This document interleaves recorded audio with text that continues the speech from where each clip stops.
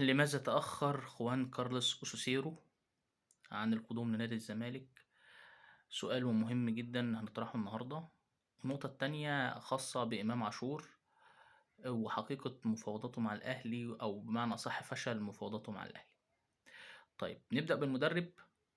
المدرب حتى الآن المفروض إن من 4 أيام أعلن إن الزمالك اتعاقد مع المدرب، المدرب وقع عقود إلكترونيا، والمفروض إن هو يوصل القاهرة ويباشر التدريبات بتاعته.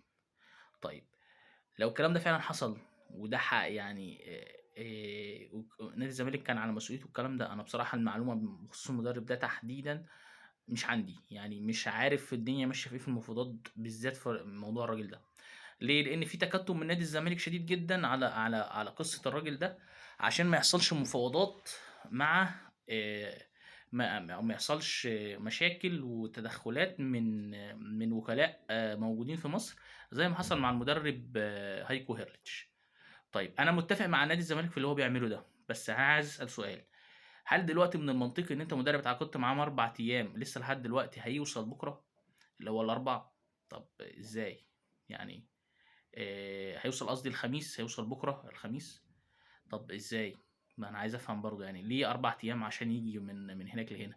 وبعدين إذ نتفاجأ إن في عقد، الناس بتتكلم عن عقد، عن بند في العقد إن هو عنده شرط جزائي، إنه في أي وقت هيسيب نادي الزمالك وهيدفع، ومش هيدفع شرط جزائي، إن هو لو طلبه منتخب كولومبيا في أي منتخب من المنتخبات سواء الأول أو الأولمبي أو الشباب.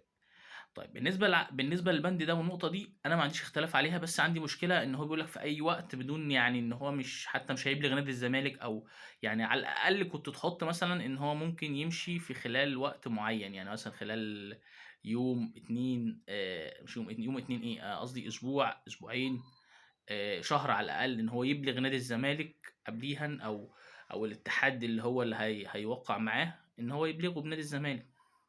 طب هل دي هي سبب الخلاف والمشكلة؟ هاقول لك لأ، ليه بقى؟ لإن في مدربين كتير بتعمل الحركة دي، في مدربين كتير الأولوية عندهم المدرب للمنتخبات الوطنية، فبالتالي قصة الشرط الجزائي ده أو الشرط اللي هو حاطه في العقد ده، ده ما فيش فيه مشكلة، يعني نادي الزمالك يقدر يحطه، بس أنا باقول لك المشكلة بالنسبة لي في إن هو يبلغ الزمالك قبليها بفترة معينة، مش هيصحى الصبح كده يسيب النادي ويمشي. طيب ده بالنسبة بالجزئية الخاصة بالمدرب. اللي أنا عايز أفهمه واللي عايز أعرفه، ليه ما حدش من نادي الزمالك طلع يوضّح الدنيا رايحة في إيه وجاية منين، وبدون تدخلات وبدون ما يسيبوا الناس تفتي، أو تطلّع إشاعات بمعنى أصح، إن المدرب مش جاي، مش أصل أنت بُكرة، يعني بُكرة المدرب مثلًا لو اتأخر أو حصل أي حاجة ممكن يقول لك ده المدرب هرب. في بعض الصفحات النهارده منزّلة المدرب اعتذر ومش جاي، في بعض من الصفحات تقول لك أصل الخلاف على شرط الجزائي مش عارف إيه، فأنت سِبت مجال للناس إن هي تثير الجدل وتتكلم. طيب خلصنا النقطة الأولانية، نخش على النقطة التانية وهي إمام عاشور وحقيقة مفاوضاته، أو بمعنى أصح فشل مفاوضاته مع النادي الأهلي. النهارده طلع إمام عاشور راح مغيّر على الإنستا كاتب الزمالك وقلب أبيض ومش عارف إيه، وكان شايلها من فترة، تمام. وطبعًا كلكم شفتوا اللي كان بيعمله الفترة اللي فاتت بينه وبين الهارب كهربا، والغزل الدائم والمستمر للجماهير الأخرى. الحقيقة اللي أنا عايز أقولها لكم واللي حصلت،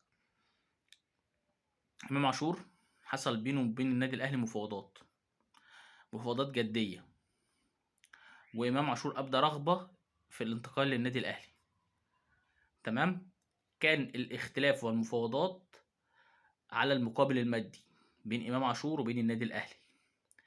طيب السؤال بقى هنا والمنطقي بقى والمفاجأة بالنسبة لي، مش مفاجأة بالنسبة لي، هي المفاجأة هتبقى بالنسبة لكم أنتم، مين اللي كان بيقود المفاوضات دي بين النادي الأهلي وبين بين إمام عاشور؟ اتنين اتطردوا من نادي الزمالك، يحيى علي وأحمد يحيى.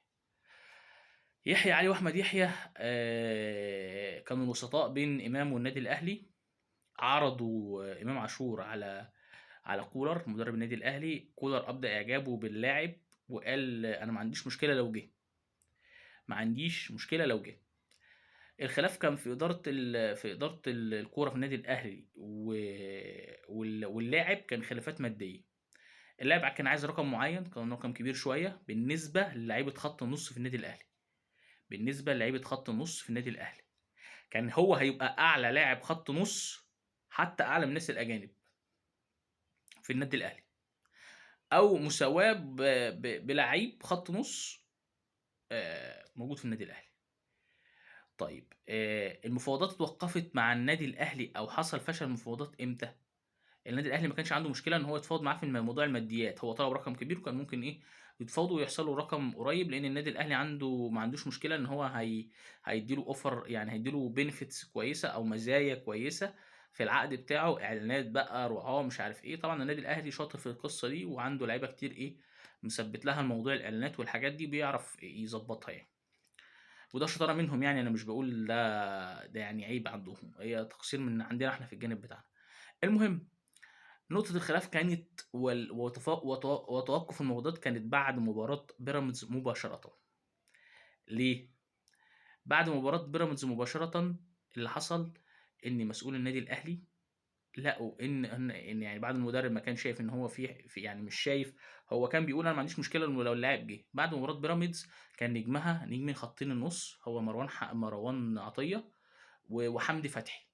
وكان قاعد مين بره او خرج مين؟ كان خرج عمرو السوليه واليو ديانج كان قاعد بره، والقندوسي كان قاعد بره. يعني عندك 2 محترفين اجانب كانوا قاعدين بره، في حين اللي كان بيلعب مروان عطيه وحمدي فتحي. فالنادي الاهلي قال لك لا، طب انا هجيب امام عاشور اعمل بيه ايه وانا عندي يعني تخمه عدديه في المركز ده، او عندي اكتفاء في المركز ده، مش محتاجه. فمن هنا المفاوضات اتوقفت مع النادي الاهلي. بعد ما المفاوضات اتوقفت مباشرة مع النادي الأهلي يطلع أنا بقول لكم الكلام ده حتى الآن، المفاوضات اتوقفت فعلا مع النادي الأهلي بعد مباراة بيراميدز. موقف كولر إيه من توقف مفاوضات إدارة الأهلي مع اللاعب؟ أنا ما أعرفش. وممكن ممكن الموضوع يتفتح في آخر الموسم، يتكلموا مع اللعيب تاني لو الأهلي في احتياج ليه، خصوصا إن في كلام كتير إن أليو ديانج ماشي.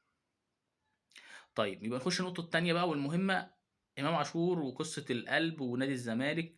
وشفت أخوه حد مشير بوست أو محادثة بينه وبينه إن إحنا عيلة زملكاوية. الكلام ده كله هري يا جماعة، وكلام ولا تاكلوا ولا تشربوا منه، وكلام لا يعتد بيه. هو الموضوع اختلاف، كانوا بيتفاوضوا على المقام المادي، لو كانوا اتفقوا كان خلاص اللعيب خلص وكان لاعب من بداية الموسم في النادي الأهلي. تمام. ما اختلفوش، ما اتفقوش، ما وصلوش اتفاق، والنادي الاهلي شاف انه مش في احتياج ليه، ومقابل المادي الكبير ده هيعمل مشاكل في الفرقه، فقال لك لا بناقص، نقفل ايه الموضوع كده، احنا كده مش محتاجين لعيب. فما يطلعش بقى على كل واحد بقى ايه يقول لك اصل الزمالك، ومن بعيد بكره تلاقيه منزل لك ستوري هو بايس تيشيرت الزمالك ومش عارف ايه، وانا بحب الزمالك. لو كنت بتحب الزمالك كنت باقي عليه، كان في حاجات كتير ممكن تعملها غير اللي انت عملتها دي.